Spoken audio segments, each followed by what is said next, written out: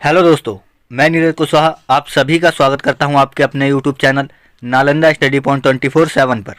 तो जैसा कि आप सभी को पता है, हम सुबह 11:30 बजे आर्मी स्पेशल बैच को चला रहे हैं, जिसमें आपके army GD, tradesman, technical, clerk, एसकेटी आदि एग्ज़ाम्स की पूरी तैयारी कराई जाएगी।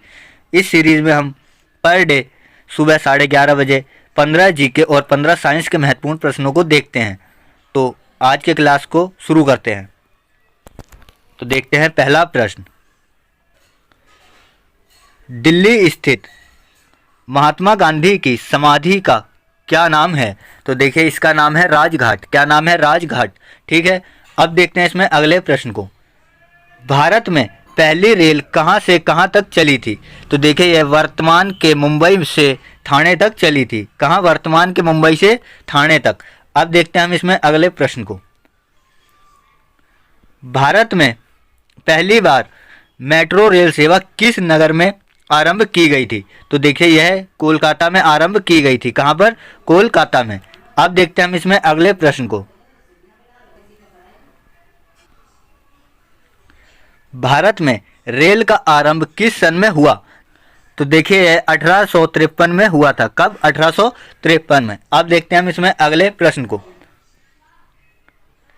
प्रथम भारतीय अंतरिक्ष यात्री कौन थे? तो देखिए, यह थे स्क्वाड्रन लीडर राकेश शर्मा। कौन? स्क्वाड्रन लीडर राकेश शर्मा, 1984 में। ठीक है, अब देखते हैं हम इसमें अगले प्रश्न को। भारत की प्रथम महिला मुख्यमंत्री कौन थी? तो देखिए, यह थी सुचेता कृपलानी। कौन? श्रीमती सुचेता कृपलानी। यह उत्तर प्रदेश की मुख्यमंत्री बनी थी। ठीक है, अब देखते हैं हम इसमें अगले प्रश्न को। हरियाणा के पहले मुख्यमंत्री कौन थे? तो देखिए, यह थे पंडित भगवत दयाल शर्मा। कौन? पंडित भगवत दयाल शर्मा। अब देखते हैं हम इसमें अगले प्रश्न को।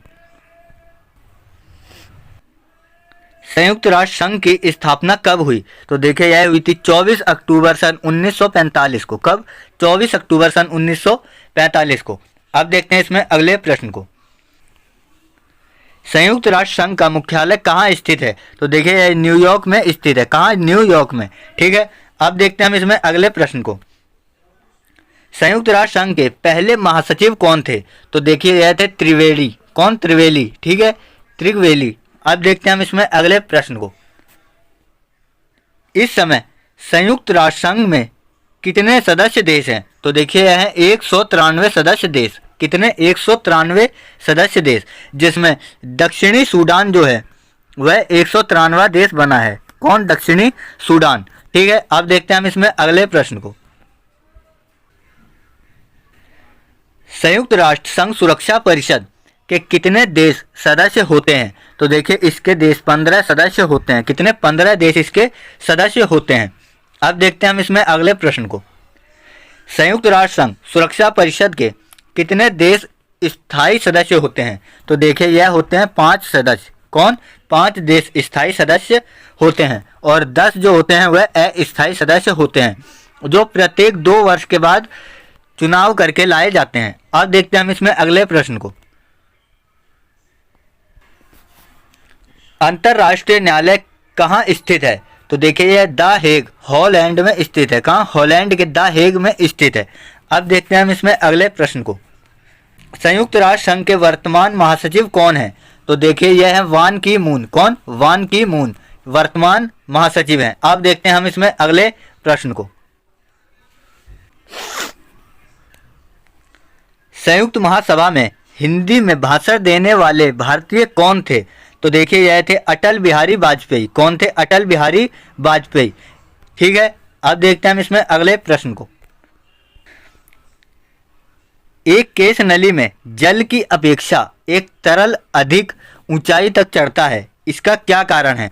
तो देखिए, इसका जो कारण है वह है तरल का पृष्ठ तनाव जल की अपेक्षा अधिक होता है। ठीक है, क्या कारण होता है?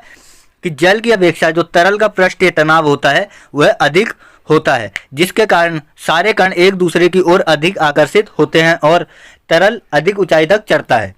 अब देखते हैं हम इसमें अगले प्रश्न को। गुरुत्वाकर्षण के सार्वभौमिक नियम का प्रतिपादन किसने किया? तो देखिए यह किया था न्यूटन ने। किसने? न्यूटन ने। ठीक है, गुरुत्वाकर्षण का जो नियम दिया वह न्यूटन ने दिया था। और न्यूटन ने 3 गुरुत्वाकर्षण के नियम दिए हैं। ठीक है, कितने? 3 नियम दिए हैं। अब देखते हैं हम इसमें अगले प्रश्न को। ऊर्जा संरक्षण का आशय है। तो देखिए इसका आशय जो है ऊर्जा का ना तो सृजन हो सकता है और ना ही इसका विनाश किया जा सकता है। यही ऊर्जा संरक्षण का मतलब होता है। ठीक है, अब देखते हैं हम इसमें अगले प्रश्न को। पास्कल इकाई है। तो देखिए यह तापमान को मापने की इकाई है। किसको? ताप मापने की इकाई। अब देखते हैं हम इसमें अगले प्रश्न को। 1 किलोग्राम प्रति सेंटीमीटर स्क्वायर दाब किसके समतुल्य या किसके बराबर होता है? तो देखिए यह 0.1 बार के बराबर होता है। किसके बराबर? 0.1 बार के बराबर। अब देखते हैं इसमें अगले प्रश्न को। क्यूसेक से क्या मापा जाता है? तो देखिए इससे जल का प्रवाह मापा जाता है। क्या? जल के प्रवाह। अब देखते हैं हम अगले प्रश्न को। किसी पिंड का भार ध्रुव पर सर्वाधिक होता है। क्या होता है? किसी भी पिंड का जो भार है वह ध्रुवों पर जाने पर सर्वाधिक होता है, क्योंकि ध्रुवों पर गुरुत्वाकर्षण सर्वाधिक होने के कारण। अब देखते हैं हम इसमें अगले प्रश्न को। एक लिफ्ट में किसी व्यक्ति का प्रत्यक्ष भार वास्तविक भार से कम कब होता है? तो देखिए जब त्वरण से लिफ्ट नीचे आती है। कब? जब त्वरण के साथ लिफ्ट नीचे आती है तब यह घटना होती है। अब देखते हैं हम इसमें अगले प्रश्न को। कौन सी ऊंचाई भू स्थित उपग्रहों की है? तो देखिए यह है 36,000 किलोमीटर की ऊंचाई। कौन सी ऊंचाई? 36,000 किलोमीटर की ऊंचाई। अब देखते हैं हम इसमें अगले प्रश्न को। महान वैज्ञानिक आर्किमिडीज किस देश से संबंधित थे? तो देखिए यह ग्रीस से संबंधित है। किससे? ग्रीस देश से। अब देखते हैं हम इसमें अगले प्रश्न को। पानी की बूंदों का तैलीय पृष्ठों पर ना चिपकने का कारण क्या है? तो देखिए यह है आसंजक बल का अभाव होना। किसका? आसंजक बल का अभाव होना। ठीक है, अब देखते हैं हम इसमें अगले प्रश्न को। तुल्यकारी उपग्रह घूमता है पृथ्वी के गिर्द। तो देखिए यह पश्चिम से पूर्व की ओर। ठीक है, कब? पश्चिम से पूर्व की ओर। ठीक है, यह पृथ्वी के चक्कर लगाता है। अब देखते हैं हम इसमें अगले प्रश्न को। पहिए में बॉल बेयरिंग का क्या कार्य है? तो देखिए यह है स्थैतिक घर्षण को गतिज घर्षण में बदलना। ठीक है, क्या काम होता है? स्थैतिक घर्षण को गतिज घर्षण में बदलना। ठीक है, अब देखते हैं हम इसमें अगले प्रश्न को। जल के आयतन में क्या परिवर्तन होगा यदि तापमान 90 डिग्री सेल्सियस से गिराकर 30 डिग्री सेल्सियस कर दिया जाए?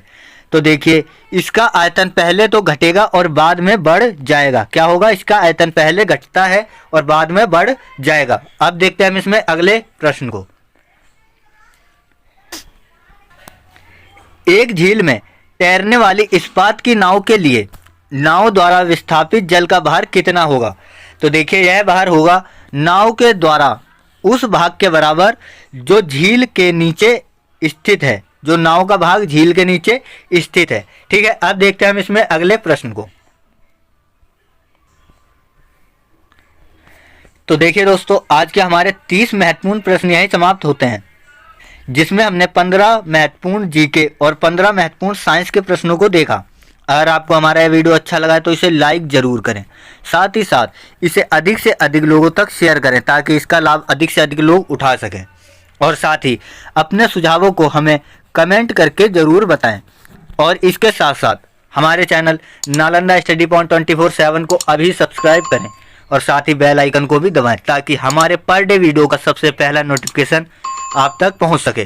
तो आज के लिए बस दोस्तों इतना ही। कल हम फिर मिलेंगे सुबह 11:30 बजे। तब तक के लिए बहुत बहुत धन्यवाद।